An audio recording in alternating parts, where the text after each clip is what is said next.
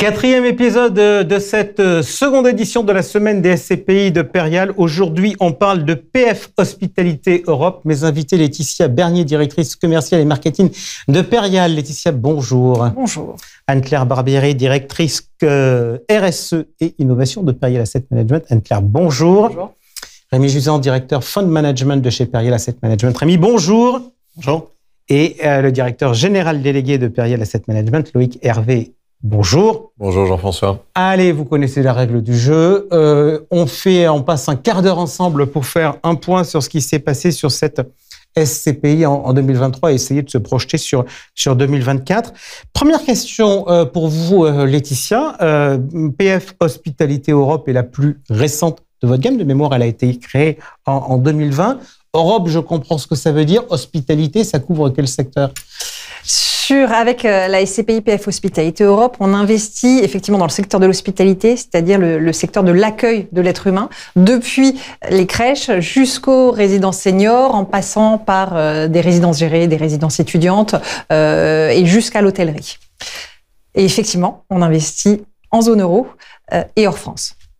Loïc, je vais vers vous. Est-ce que ces secteurs-là, par rapport aux secteurs qu'on évoque traditionnellement, c'est-à-dire le bureau, le commerce, est-ce que ça se pilote d'un point de vue immobilier de la même façon ? C'est pas tout à fait la même chose, puisque il faut effectivement avoir une parfaite adéquation de l'emplacement et de la typologie de l'actif par rapport à l'activité du preneur, c'est la première chose. Et puis la deuxième chose, la qualité du preneur va être extrêmement importante. Là, on est en Europe sur des baux extrêmement longs, on parle souvent de 15-20 ans de durée de contrat de location. Donc c'est une sécurisation des cash flows, mais qui pour nous nécessite un monitoring très fort sur la qualité de l'exploitant et sa pérennité dans le temps. Parfait, vous l'avez compris dans ma méthode de travail, je prends les informations dont vous disposez, autrement dit les bulletins d'information semestriels pour poser des questions à nos invités. Anne-Claire, je me tourne vers vous, parce que lorsque je prends le bulletin du premier semestre 2023 et du second semestre 2023, je vois une différence, c'est une petite main dans un rond bleu, le label ISR, vous l'avez obtenu sur celle-là ? Absolument, nous avons obtenu le label ISR en décembre 2023 pour la SCPI PF Hospitalité Europe, fondamentalement en travaillant sur les atouts qui nous ont permis d'obtenir le label ISR sur les autres SCPI, une méthodologie d'amélioration continue de la performance ESG, une notation précise, mais aussi un objectif extra-financier dédié à la SCPI, en l'occurrence une logique d'amélioration de la performance sociale du fonds. Ok, donc si on regarde grosso modo le périmètre de ce que vous nous avez dit depuis le début, hier on était avec PFO2 et vous nous aviez dit que c'était la trajectoire carbone qui était le nouvel objectif. Là, l'objectif, on avait parlé de résilience également sur PFO. Là, l'objectif, il est social, il n'est pas environnemental. Non, on a voulu en fait, être aligné avec la thèse d'investissement du fonds et travailler sur le bien-être des utilisateurs, sur un cadre d'environnement de travail adapté et confortable pour les équipes, et donc travailler sur une logique d'amélioration de cette performance sociale-là, qui s'évalue avec un questionnaire précis, un certain nombre de questions, et puis des visites qui sont réalisées par des experts sur les sites. Rémi, je viens vers vous, comme dans toutes les émissions pour parler chiffres. Je vais être honnête avec vous, au mois de septembre, ça a été un peu une surprise, et pour les porteurs, de voir la valeur de part baisser, parce qu'on se disait, mais finalement, ces secteurs-là, ils nous semblent excessivement porteurs, donc on n'a pas trop compris la baisse de part. Pourquoi ça a baissé ?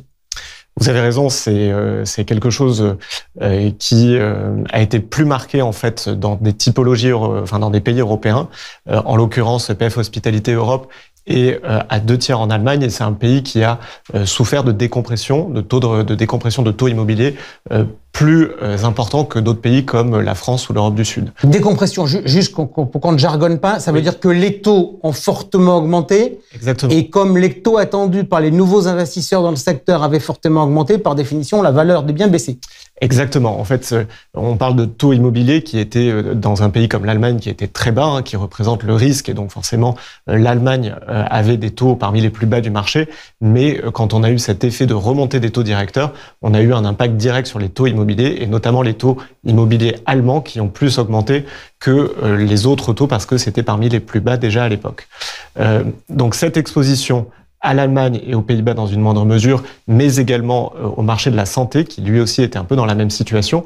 On avait des taux immobiliers qui étaient très bas, explique cette baisse de valeur sur le patrimoine. Néanmoins, une autre partie du portefeuille, et notamment tous les actifs hôteliers, et notamment ceux situés en Europe du Sud, en Italie notamment, ont atténué cette baisse de valeur et donc ont contribué à relever un petit peu la valeur d'expertise. Parfait. On parle maintenant revenus. Est-ce que vous avez été dans les clous de vos objectifs sur les distributions 2023 ? Alors tout à fait, on avait annoncé une fourchette de taux de distribution entre 4 et 4,60 en début d'année, et nous arrivons en taux de distribution à 4,20%, ce qui représente une distribution nette de 7,21 € par part, en hausse par rapport à l'an dernier où on était à 6,89 € net par part. Je reviens, Loïc, vers vous sur la gestion de ces exploitants et de la spécificité de ces différents marchés. Jusqu'à présent, on parle souvent d'indexation, c'est-à-dire qu'on a des loyers qui évoluent en fonction de l'inflation. L'autre jour, lorsqu'on parlait d'hôtellerie, Rémi nous a dit qu'on pouvait avoir entre part des incentives quand l'activité de l'exploitant marchait bien.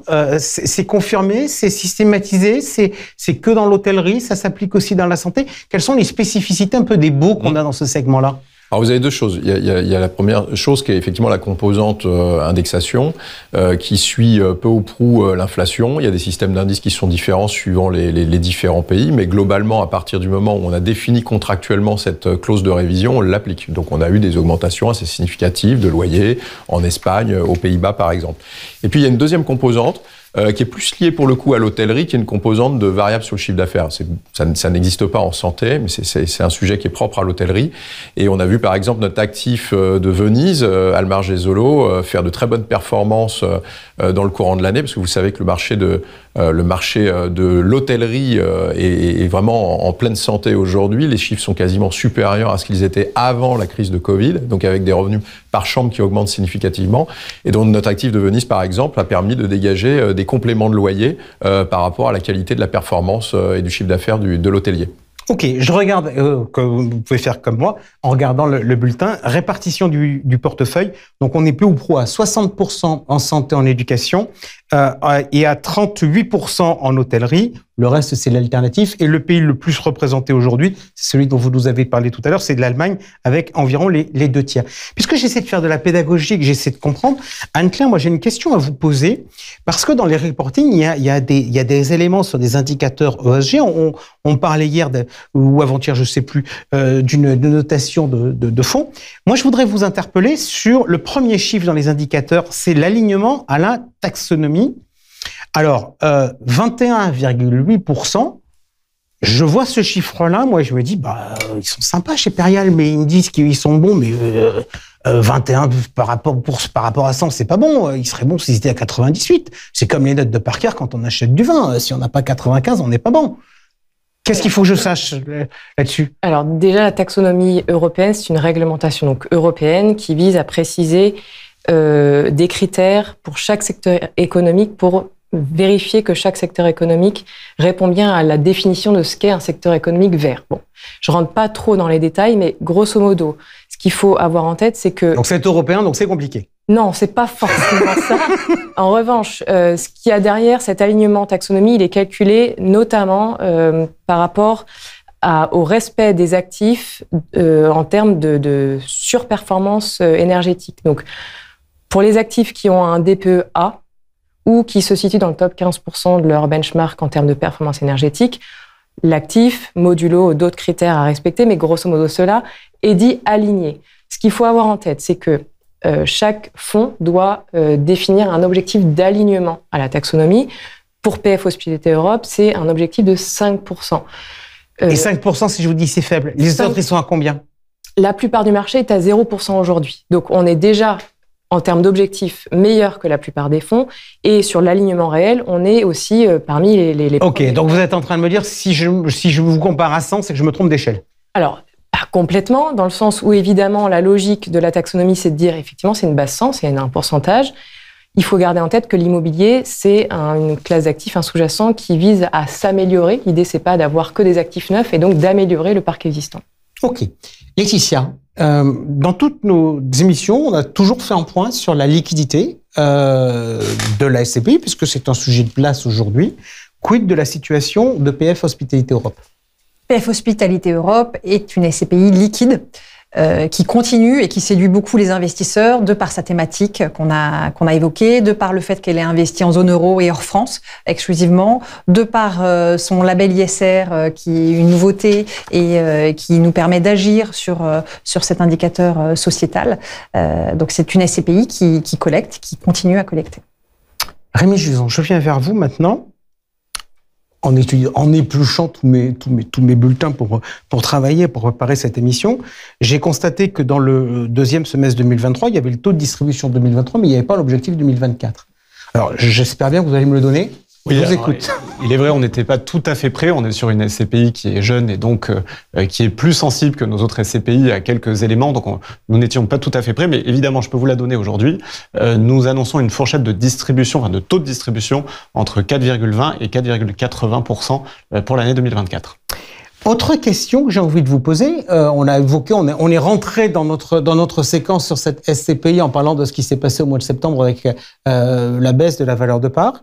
À l'époque, le discours avait été de dire que on s'était projeté sur ce qui s'était passé, ce qui devait se passer au 31 décembre. On s'est bien projeté ou on s'est mal projeté?